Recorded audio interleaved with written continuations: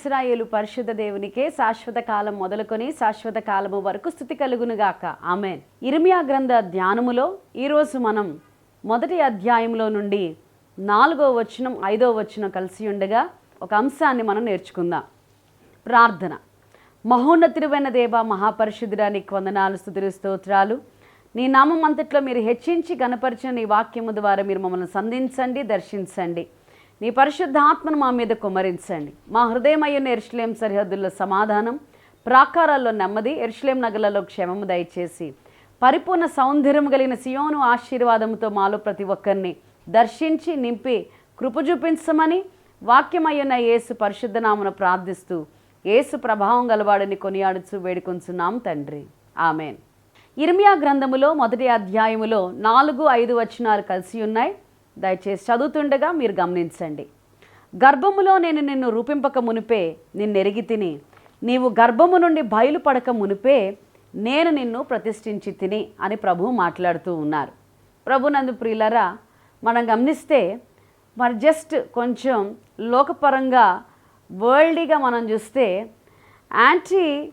Anti pro అబార్షనిస్ట్ ఈ అధ్యాయంలో మనం గమనిస్తే ఇది ఇర్మియాను గూర్చి ప్రభువు మాట్లాడుతున్నటువంటి మాట. నీవు గర్భము నుండి బయలుపడక మునిపే నేను నిన్ను ప్రతిష్ఠించి తిని అని ప్రభువు మాట్లాడుతూ ఉన్నారు. హల్లెలూయా. ప్రభు ఇర్మియాని ఆయన సపరేట్ చేసుకున్నాడు. I set you A part అని మనం గమనించగలం. ప్రభు తన కోసం ప్రతిష్ఠించుకున్నటువంటి ఇర్మియా గారి గురించి మాటలు మనం వింటూ ఉన్నాం. ఇప్పటి కాలంలో మనం గమనిస్తే చాలామంది పరిచర్యలో ఉన్నటువంటి వారు, యాజకుల యొక్క బిడ్డలను, వారు కూడా చిన్న వయసు నుంచే భక్తిలో, పరిశుద్ధతలో, దేవుని యొక్క వాక్యములో, విశ్వాసములో, పరిచర్యలో సాగాలని మరి వారి ఆలోచన ప్రకారముగా వారిని ఎడ్యుకేట్ చేయాలని, ట్రైనప్ చేయాలని చూస్తూ ఉంటారు.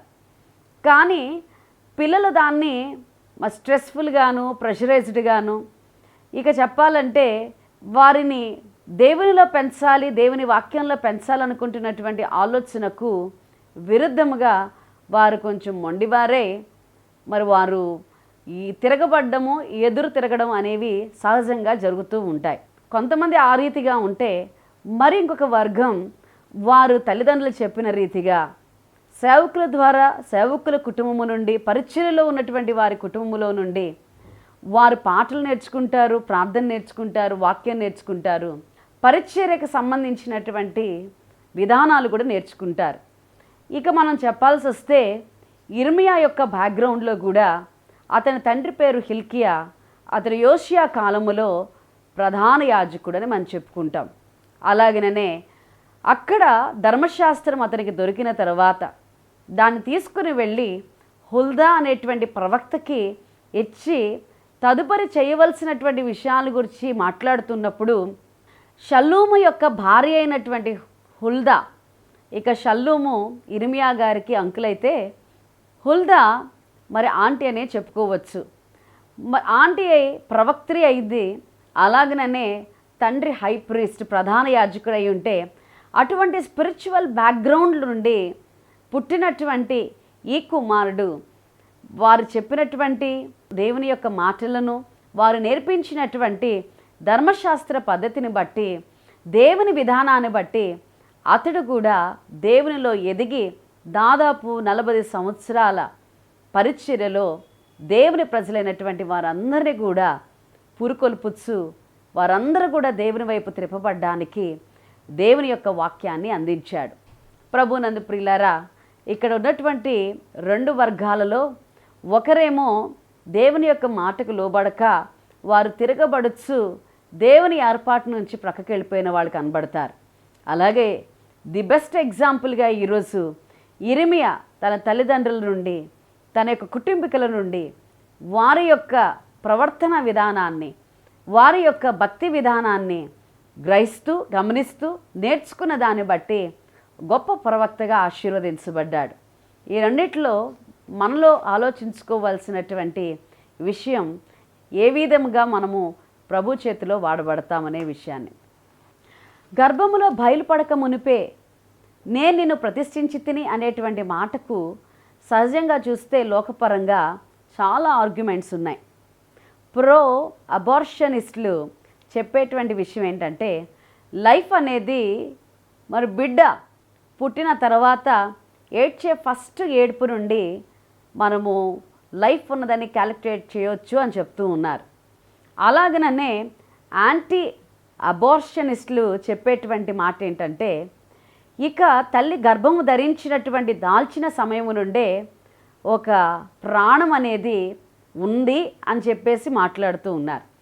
కానీ ఈ రెండిటికి అతీతముగా దేవుని యొక్క వాక్యం బైబిల్ గ్రంథం చెప్తుంది ఏంటంటే, గర్భములో రూపింపబడక మునిపే, బిఫోర్ ద కన్సెప్షన్, తల్లి ఇర్మియాను గర్భము ధరించక మునిపే ప్రభువు ఇర్మియాని ప్రతిష్ఠించుకున్నాడు. He has set him apart. ప్రభునందు ప్రియులారా, ఎంత ఆసక్తికరమైనటువంటి విషయం ఇది. ఇక ఈ విషయాల్లో కొంచెం కొనసాగింపులో దావీదు గారు కూడా తాను రాసినటువంటి కీర్తనలో 139వ కీర్తన 15వ వచనంలో చూస్తే, నాకు కలిగిన ఎముకలు నీకు మరుగై ఉండలేదు అని మాట్లాడుతూ ఉన్నాడు. తాను సృష్టించబడినటువంటి విధానమును గురించి కూడా ఈ అధ్యాయంలో రాసినటువంటి విషయాలు మనం అందరము కూడా ఎరుగుదాము. మెట్టుకు ప్రభునందు ప్రియ సహోదరి సహోదరులారా, ఇర్మియా అతడు గర్భములో రూపింపబడక మునిపే, తన తల్లి తన గర్భమును దాల్చక మునిపే దేవుడు ఇర్మియాతో పర్సనల్ కనెక్షన్ కలిగి ఉన్నట్లు మనం గమనించగలం. ఈరోజు కొంచెం ఆధ్యాత్మికంగా మనం కూడా మరి స్పిరిచువల్ లైన్లో మనం ఒకసారి వెళితే, మనం ఇంకా పాపులమై ఉండగానే రోమాపత్రికలోని 5వ అధ్యాయములో మనం గమనిస్తే 3వ వచనం నుండి కూడా మనం పరిశీలించగలం. 8వ వచనం, 10వ వచనం, 6వ వచనంలో చూస్తే, మనం ఇంకా పాపులమై ఉండగానే, మనం ఇంకా శత్రువులుగా ఉండగానే, మనం ఇంకా బలహీనులుగా ఉండగానే, భక్తిహీనమై ఉండగానే దేవుడు తన కోసం మనలను ప్రతిష్ఠించుకోవడం, ఇది చాలా శ్రేష్టమైనటువంటి విషయం. ప్రభునందు ప్రియులారా, చాలామంది వారి సాక్ష్యాల్లో చెప్తారు. అంత మాత్రమే కాకుండా, for example Bible to Bible మనం గమనిస్తే, అపోస్తలుడైనటువంటి పౌలు కూడా తన పూర్వపు స్థితిని చెప్తూ, మరియు పూర్వము నేను హింసకుడను, దూషకుడను, అవిశ్వాసిని అని చెప్తూ ఉన్నాడు. ప్రభునందు ప్రియులారా, పూర్వపు స్థితి అవిశ్వాసములో ఉన్న, హింసకులమైన, ద్వేషకులమైన, పాపులమై ఉన్న, శత్రువులమై ఉన్న, భక్తిహీనమై ఉన్న, బలహీనమై ఉన్న దేవుడు మనలను ముందుగానే ప్రతిష్ఠించుకున్నాడండి. He has set us apart for his kingdom purpose. ఇది ఎంత ధన్యకరమైనటువంటి విషయం. ఇర్మియా జీవితంలో తను గర్భములో రూపింపబడక మునిపే ప్రతిష్ఠించుకున్న దేవుడు మన యొక్క స్థితి పరిస్థితి ఎలాగున్నా మనల్ని ప్రతిష్ఠించుకున్నాడు ఆధ్యాత్మికంగా. ఇదెంత ఆశీర్వాదకరమైనటువంటి విషయము.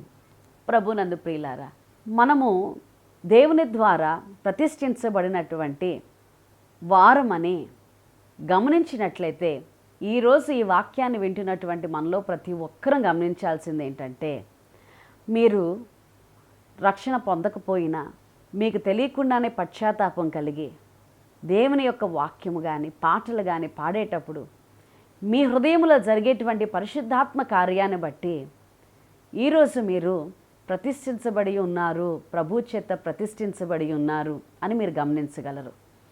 ప్రభునందు ప్రియులారా, దేవుని యొక్క మాట నేను కదిలిస్తుంది. దేవుని ఆరాధించేటప్పుడు నీ హృదయం కదిలింపబడుతుంది, నీ కంట్లో నుండి నీళ్లు కారుతూ ఉన్నాయి.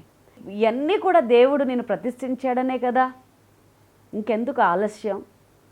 నమ్మి బాప్తిజం పొందువాడు రక్షించబడును, నమ్మని వానికి శిక్ష విధించబడని వాక్యం సెలవిస్తూ ఉండగా, ఈ లోకానికి వేరై దేవుని యొక్క ఆత్మ నేను ప్రేరేపిస్తున్న కొలది ప్రభు నేను ప్రతిష్ఠించుకొని ఉన్నాడని ఈ మాటలు నీకు ప్రకటించబడుతూ ఉండగా, ప్రభు సముఖములో నమ్మి బాప్తిజం పొంది రక్షింపబడవలసిందిగా మనవి చేస్తూ ఉన్నాం. ఇక మనం గమనిస్తే, రక్షించబడినటువంటి నీవు నీకు ఇష్టమైనట్లుగానే ఉండడానికి ప్రభు ఒప్పుకోవట్లేదు. దానికోసం ఒకసారి అపోస్తుడైనటువంటి పౌలు కొరింథీలకు రాసినటువంటి పత్రిక 2వ పత్రిక 6వ అధ్యాయంలో నుండి 14వ వచనం నుండి నేను చదువుతుండగా దయచేసి గమనించండి.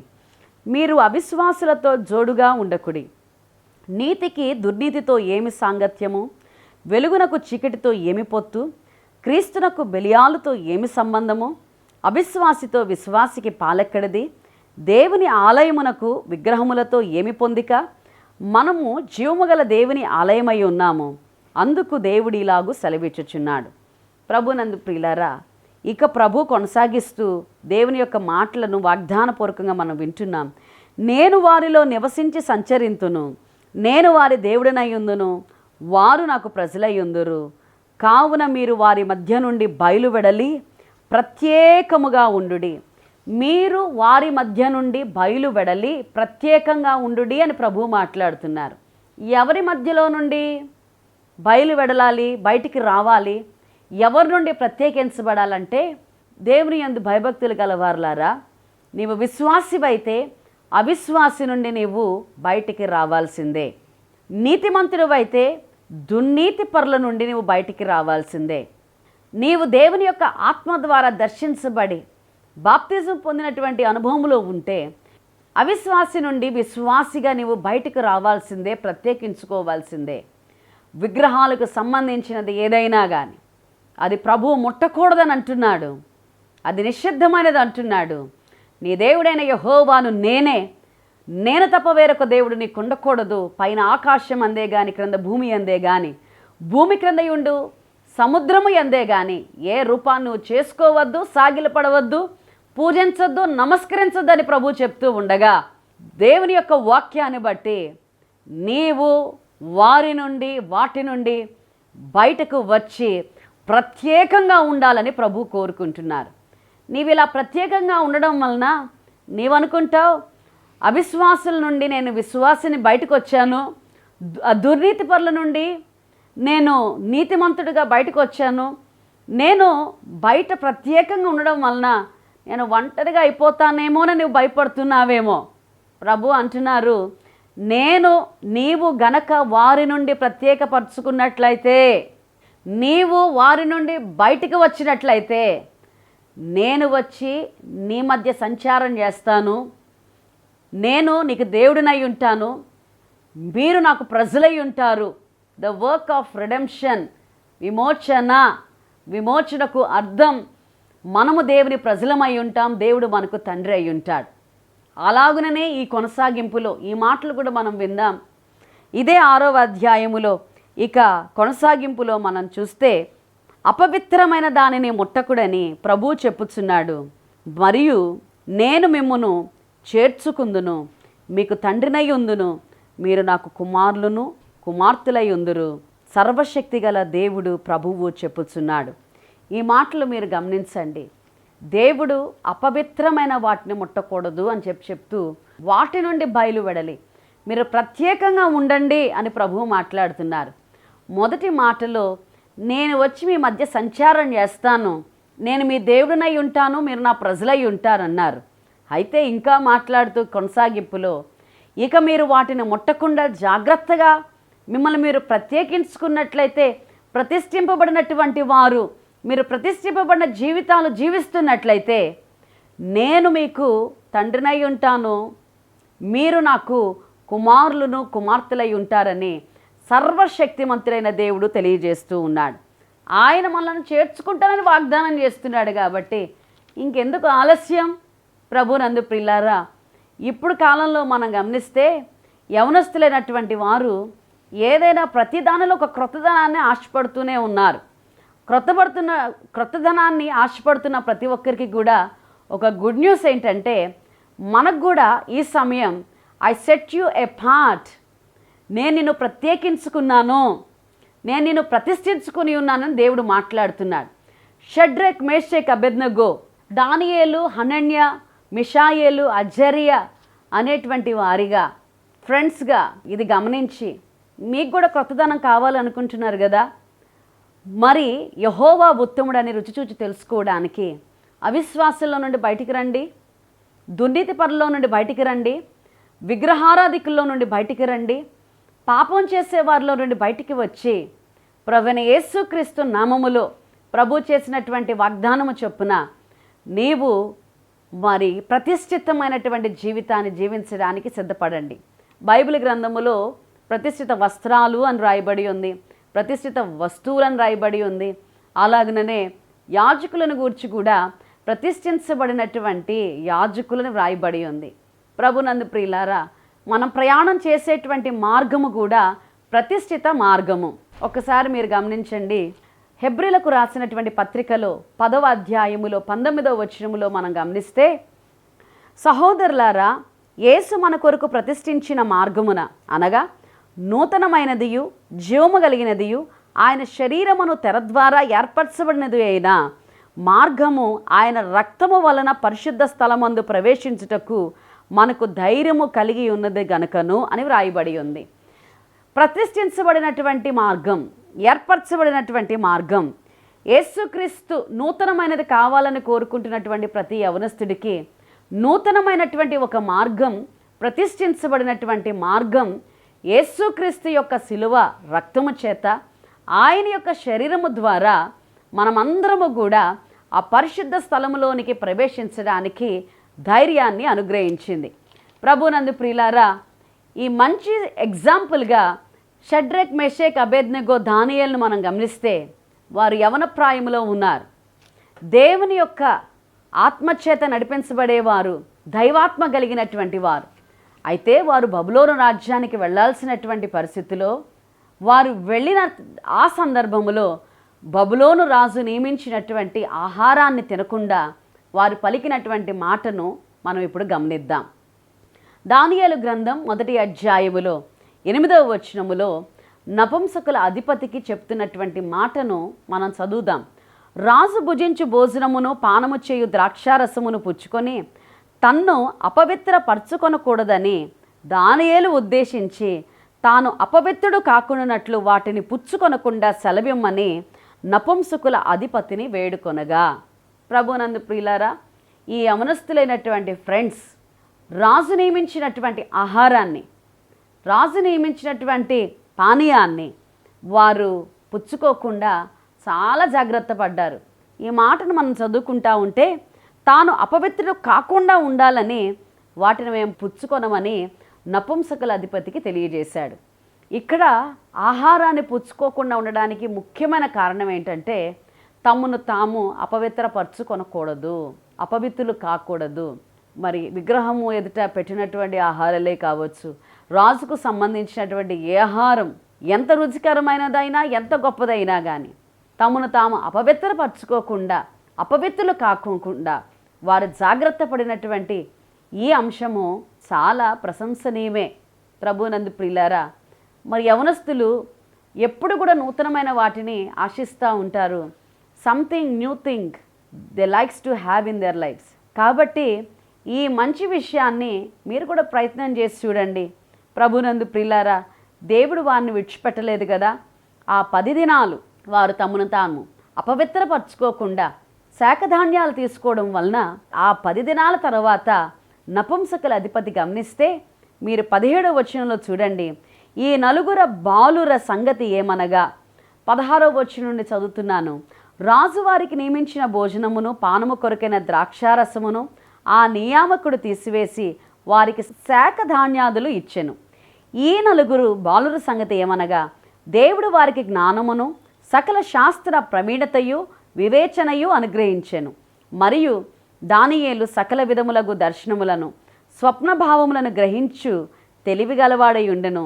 నెబ్కద్నెజరు తన సముఖమునకు వారిని తేవలని ఆజ్ఞ ఇచ్చి నియమించిన దినములు కాగానే నపుంసకుల అధిపతి రాజు సముఖమున వారిని నిలవబెట్టెను. రాజు వారితో మాట్లాడగా వారందరిలో దానియేలు, హనన్య, మిషాయేలు, అజర్య వంటి వారు ఎవరునూ కనబడలేదు గనుకనే వారే రాజు సముఖమున నిలిచిరి. రాజు వీరి యొద్ద విచారణ చేయగా జ్ఞాన వివేకముల సంబంధమైన ప్రతి విషయములో వీరు తన రాజ్యమందంతటా నుండు శకునగాండ్రు కంటెను, గారడి విద్య గలవారి కంటెను 10 అంతులు శ్రేష్ఠులని తెలవబడెను. ఈ దానియేలు కోరేషు ఏలుబడిలో 1వ సంవత్సరం వరకు జీవించెను. కాబట్టి ప్రభునందు ప్రియులారా, అక్కడ ఉన్నటువంటి యవనస్తుల్లోనే కావచ్చు, అక్కడ ఉన్నటువంటి శకునగాండ్రు, గారడి విద్య గలవారు, మరి జ్ఞాన వివేక సంబంధమైనటువంటి ప్రతి విషయములో కూడా ఆ రాజ్యములో 10 ఇంతలు శ్రేష్ఠులని వీరే అందరి ఎదుట నిలబడ్డారు. ప్రభునందు ప్రియులారా, ఇక్కడ చూడండి ఈ మాట 19వ వచనములో, మరి రాజు వారితో మాట్లాడగా వారందరిలో దానియేలు, హనన్య, మిషాయేలు, అజర్య వంటి వారు ఎవ్వరూ కనబడలేదని ఎంత మంచి విషయాలు ఇక్కడ వ్రాయబడి ఉన్నాయి. కాబట్టి ఈరోజు ప్రతిష్ఠించబడినటువంటి నీవు దేవుని ద్వారా మనం పాపులుగా ఉండగానే, లోకములో ఉండగానే, మనము శత్రువులమై ఉండగానే, బలహీనులుగా ఉండగానే, భక్తిహీనులుగా ఉండగానే ప్రభు అయిన యేసుక్రీస్తు శరీరమును ప్రతిష్ఠింపబడినటువంటి మార్గమునకు రక్తము చేత మనందరినీ కడిగి ప్రతిష్ఠించుకొని ఉండగా మరి వారిలో నుండి వేరే ప్రత్యేకించుకోవడానికి, వాటిని ముట్టకుండా మనం పరిశుద్ధంగా జీవించడానికి, అది ఆహారాల విషయంలోనే కావచ్చు, సహవాస విషయంలోనే కావచ్చు. అంత మాత్రమే కాకుండా యెహోషువ గ్రంథములో 3వ అధ్యాయములో 5వ వచనములో మనం గమనిస్తే మరి దేవుని యొక్క సముఖములో సైన్స్ అండ్ వండర్స్, అద్భుత కార్యాల కోసం, ఆశ్చర్య కార్యాల కోసం, మనలో ప్రతి ఒక్కరు నూతన కార్యాల కోసం ఎదురు చూస్తూ ఉన్నాం. దేవుడు మాట్లాడుతున్నటువంటి మాట, మరియు యెహోషువ రేపు యెహోవా మీ మధ్య అద్భుత కార్యములను చేయును గనక మిమ్మును మీరు పరిశుద్ధపరచుకొనుడని జనులకు ఆజ్ఞ ఇచ్చెను. Tomorrow God is going to do marvellous, wonderful and new things in your life. Before that, ఇదే మిక్కిలి అనుకూలమైన సమయం, ఇదే రక్షణ దినం. ఈ దినమందే ప్రభు కోసం నీ సహవాసాలు ఎలాగున్నాయి, ఆహార పద్ధతులు ఎలాగున్నాయి, వీటన్నిటిని కూడా నువ్వు మార్చుకొని సరిచేసుకొని లోక సంబంధమైనటువంటి వారిలాగా త్రాగుడికి కానీ, సిగరెట్ స్మోకింగ్ కానీ, ఇక వేరే వేరే అలవాట్లు ఏమున్నా కానీ అపవిత్రపరిచేటువంటి వాటన్నిటిలో నుండి నిన్ను నీవు ప్రత్యేకపరచుకొని వేరు చేసుకొని ప్రభు కొరకు నిలబడడానికి ఇది మంచి సమయం. ప్రభునందు ప్రియ సహోదరి సహోదరుడా, రేపటి దినమందు జరిగేటువంటి కార్యాల కోసం దేవుడు ఈ సమయములో ఈ వాక్యము ద్వారా నీతో మాట్లాడుతూ ఉన్నాడు. రేపు యెహోవా మీ మధ్య అద్భుత కార్యములను చేయును గనక మిమ్మును మీరు పరిశుద్ధపరచుకొనుడని జనులకు ఆజ్ఞాపిస్తూ ఉన్నాడు. నీ జీవితంలో ఎంతో కాలము నుండి ఆశ్చర్య కార్యాల కోసం, అద్భుత కార్యాల కోసం, మరి డీమెరిట్లో ఉన్నటువంటి జీవితాన్ని మెరిట్లోనికి, సక్సెస్లోనికి, ఆశీర్వాదములోనికి, అభివృద్ధిలోనికి నడిపించడానికి దేవుడు ఈ సీజన్ నీతో మాట్లాడుతూ ఉన్నాడు. కనుక గర్భములో రూపింపబడక మునిపే ఎలాగైతే ఇర్మియాను దేవుడు ప్రతిష్ఠించుకుని ఉన్నాడో, ఇక నీవు పాపిగా, నీవు పాపిగా ఉన్నప్పుడే ప్రభువైన యేసుక్రీస్తును మనం విశ్వసించక మునిపే ప్రభువైన దేవాది దేవుడు యేసుక్రీస్తు యొక్క రక్తము ద్వారా మనల్ని ప్రతిష్ఠించుకుని ఉన్నాడు. కాబట్టి దేవుని ప్రజలు ఆ మాటకు లోబడినప్పుడు, ఇక ఈ అధ్యాయం అంతట్లో మనం గమనిస్తే యోర్దాను యాజకుల యొక్క పాదాలు తాగ్గానే యోర్దాను వెనుకకు మళ్ళింది.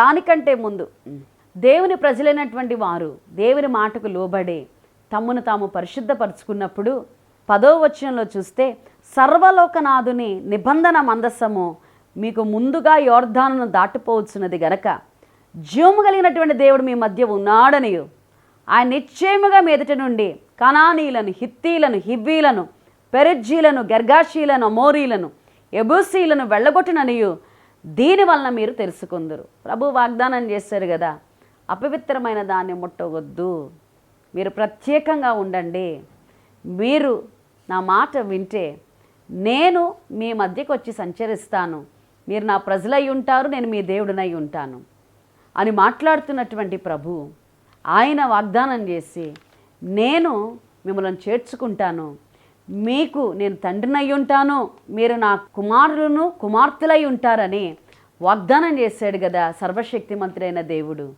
ఈరోజు దేవుని యొక్క వాగ్దానములో నీవు విజయం పొందకుండా, ఆశీర్వాదం పొందుకోకుండా కారణము ఎవరైనప్పటికీ, అది ఏ వ్యక్తి అయినా, ఏ శక్తి అయినా, చీకటి శక్తుల ప్రభావమైన, శత్రు సమూహాలైనా, అది ఎంతమంది అయినప్పటికీ వారిని నీ ఎదుటి నుండి నేను వెళ్ళగొడతానని దేవుడు వాగ్దానం చేస్తున్నాడు.